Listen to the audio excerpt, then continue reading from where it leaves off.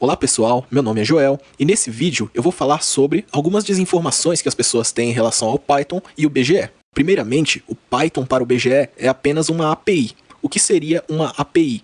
Da sigla em inglês Application Programming Interface, ou interface de programação de aplicação ou aplicativo, uma API nada mais é do que um meio de comunicação entre o usuário e o núcleo do programa através de uma linguagem intermediária, nesse caso, o Python. Ao escrever um script de Python, você não faz nada mais além do que enviar comandos para o núcleo do BGE e o núcleo do BGE executa esses comandos. Você escreve palavras-chave no formato que o interpretador do Python compreende e ele envia os comandos para o núcleo do BGE. Eu já ouvi gente falar que o BGE tem uma performance baixa por causa do Python, o que não é verdade. Apesar de existirem formas de o script Python pesar na performance do BGE, como por exemplo utilizar o modo script do controlador Python, o Python não é diretamente responsável por problemas de performance no BGE. Então, finalizando essa parte, o BGE, assim como o Blender, são programados inteiramente em C e C++ e apenas possuem uma API na linguagem Python, assim como poderia ser qualquer outra linguagem, como por exemplo o Unity, que usa JavaScript e C#. Ao entrar no site docs.blender.org, na seção Python API, você tem disponível a referência da API do Blender e do Blender Game Engine, assim como de outros módulos independentes.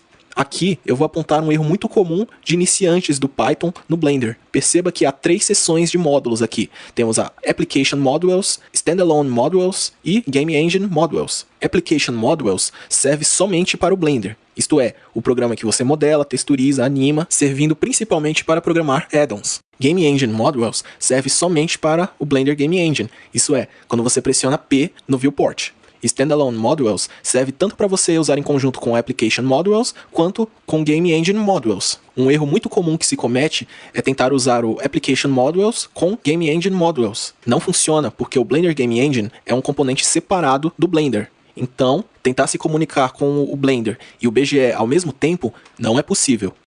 Agora falaremos da estrutura da API do BGE. A API do BGE é separada em módulos.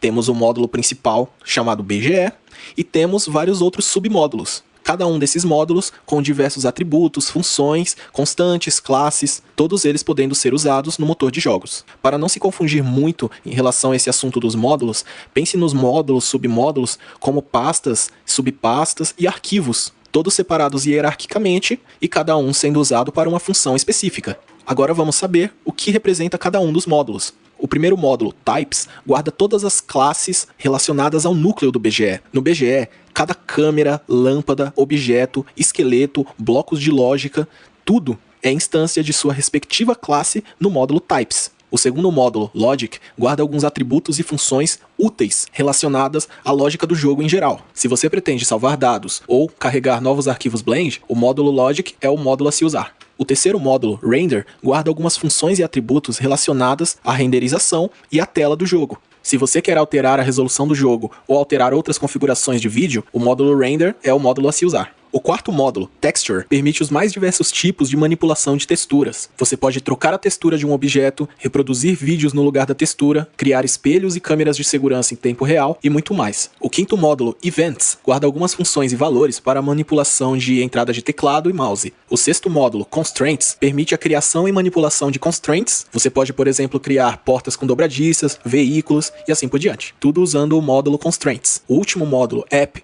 guarda algumas informações úteis a respeito do BGE, como por exemplo a versão do BGE, se ele está usando física e assim por diante. Os módulos podem ser acessados facilmente através de um script Python com o simples comando import BGE e a partir daí você utiliza as funções e atributos como bem entender.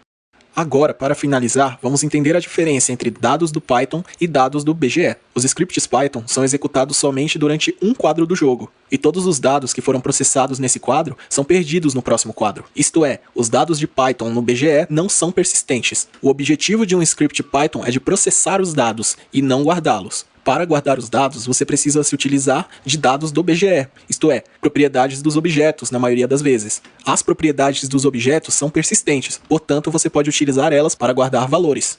Tendo em mãos as propriedades persistentes do BGE, o interpretador Python, os módulos de Game Engine Modules e Standalone Modules, e até mesmo a biblioteca padrão do Python, que é imensa, você tem possibilidades quase que infinitas de se desenvolver a lógica do seu jogo, tudo dependendo unicamente do seu conhecimento. E mesmo tudo isso parecendo muita coisa, com o conhecimento básico da sintaxe do Python, você pode explorar por conta própria a referência da API de cada um desses módulos, aprendendo a fazer coisas que você nunca poderia imaginar que poderia se fazer no BGE, e tudo sendo mais fácil do que parece. O objetivo dessa videoaula foi mostrar como o Python funciona no BGE e o que cada módulo é responsável de fazer. Que essas informações te deem um ponto de partida para o seu estudo de Python no BGE, e até a próxima!